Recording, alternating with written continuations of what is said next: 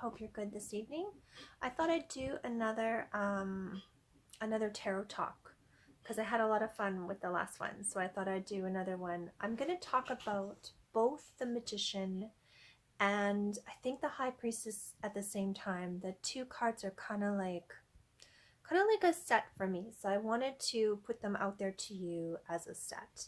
So when I'm talking about the tarot, I'm also going to talk in relation to the Fool's Journey, because that's how I was taught about it. So the Magician is like the first character our Fool meets on his journey or her journey, and the High Priestess is the second character that our Fool meets on the journey. I also like to think of it as if we are that Fool character, and if this Fool's journey is us evolutioning, I was going to say, but evolving, then they're the first two kind of characters that we blossom into, and both cards really speak about personal power and personal empowerment. So let me I pulled some cards out, so I'm just going to hold them up. So I've got cards that represent the Magician. So this is my most traditional Magician card. I've brought a bunch of decks as well, but I just want to talk about the way this particular one is set up. He's standing at an altar. Can you see the tools he's got? He's holding a wand up in the air. He's got the chalice on his altar, as well as a sword and a pentacle. I don't know if you can see the pentacle. I feel like if I tipped this forward, you'd see it on there, but that's not true. Then the pentacle. So all four of the elements, all four of the suits of the tarot are in the card of the Magician. He's got the master of all four of the elements. He's mastered all of them. It's really about manifestation, manifesting our desires, manifesting our dreams, manifesting what we want. So I'm going to cut this and we'll have a look some more, okay? Here we have the four different cards I've picked out of four of my decks for you. So that original Magician that was here, right? He's got his altar. You can see the sword, the cup, the pentacle disc is there, and he has the wand in his hand. You also see that he's got this enlightenment on top of his head. In a very, very traditional deck, you will see this figure 8 halo over a magician's head. And what I don't have here, but I have, is a very traditional magician card. One of the first tarot decks is actually, he wears a hat. And in the hat, it's like this big, almost sombrero-y Spanish hat. And in the hat is that figure 8. But here you have it over this one, this Magician card. And again, he has all your elements. He's got the sword in his hand. He's standing on a pentacle. The wand is at his feet, and the chalice is in his hand. This guy always reminds me kind of like Aleister Crowley. Does he kind of look like that? Okay, so of the other cards I've chosen for you, I've got this more contemporary take on our wizard. He's an alchemist. You see, he doesn't have the traditional aspects of the wand or the chalice there. He's got test tubes, and they have mercury. I believe this is the alchemic for salt, and I'm not sure what the triangle is. Any alchemists out there, you can comment. I know a few of you. We've got some neat stuff going on, and he obviously, though, has mastered the elements because he's making lightning. He's got that disc up in his hand. He's got lightning coming down. So he's manifesting. He has control and power over the elements, and he's very magical. Then I thought I'd add a fun deck. I'm feeling kind of fun today. So this is another rendition of the Magician. He looks very Gandalfy. Very, very Gandalfy.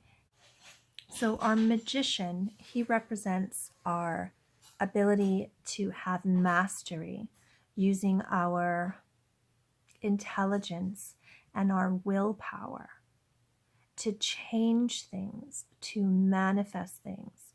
It's a control over or a manipulation of the elements. So he's like I think of him as our thinking brain, right? Our much more kind of airy aspect of our creativity, that logic driven, in our mind style mastery, right? Where his counterpart, the high priestess, brings that emotional balance, that intuitive knowing, mastery of things. She doesn't so much change or manifest. She holds all the wisdom of all the worlds so that you can make the better intuitive choice. So let's look at her. We've got, here's this set. We've got our magician and our high priestess. And you can see she is sitting between, it's hard to see in this one, she's sitting between two pillars. So we've got the spider webs, the withering of the tree, kind of autumny colors in the background, the shadows here, but also all this life, all this blossoming, right? So she is in a place between life and death, right? Then you see again, more traditional, again, the two pillars, right? And then elements of wisdom. So we have the pomegranate or the fruit of life, the scrolls of knowing, and the white owl, which is often associated with the afterlife. The high priestess, I often think of her as Persephone, understanding both the realm of the living, where she was born, in the realm of the dead, where she learned all of the secrets of the underworld. Oh, and this is her magician, so there they are together, right? So much more contemporary, but still those elements are there. Then we've got our next high priestess. Again, the two pillars, the intuition, the knowing is shown here with our contemporary tarot deck and crystal ball. She is knowing, all seeing. You can see in her little whimsical expression that she knows a lot of secrets. So here we just have the pillar of darkness and the pillar of light. We don't have any other elements of life and death. We do have the triple goddess here, the maid, mother, and crone, waxing and waning moon, but that's it in this one. And this is her counterpart. There's her magician. And then my super fun deck, I've got a fairy high priestess on a altar of bones. Very much expression of death in the skulls and life in that she seems to be made of the forest itself. A master of both worlds.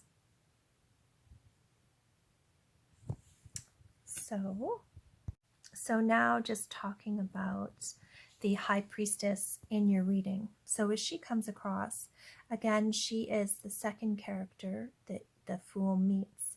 It's where the fool will learn all of the secrets of all of the realms, both the darkness and the light, and how to trust their own intuition. When the high priestess comes up in a deck, it often is talking about trusting your own intuition, trusting your own knowledge, both the hidden knowledge and the seen knowledge, because the high priestess lives between those two pillars of the seen and the unseen, of the known and the unknown. She resides right in the middle of that, and that is too where we sometimes are asked to reside, to step into our power as that high priestess, to really be in there and seek our inner knowing. And with the, there she is. And with the magician, that idea of we have control over our environment. We have what we need to manifest what we want. What our tools are at our fingertips. A lot of times when we draw the high priestess, or I'm sorry, when we draw the magician, it's about knowing that you have the tools you're seeking. Both of these cards speak a lot to looking inside to what we already carry with us, what we're not accepting that we carry, what we're not trusting in our own selves, how we're making ourselves less powerful than we truly are. So I hope that helps. Got the magician and the high priestess. Just a really quick overview, a little tiny tarot talk, and I'm having fun with these. So I think I'm going to keep doing them. And I hope you're well. I hope you wash your hands and we're all good in this world that we're in. Okay.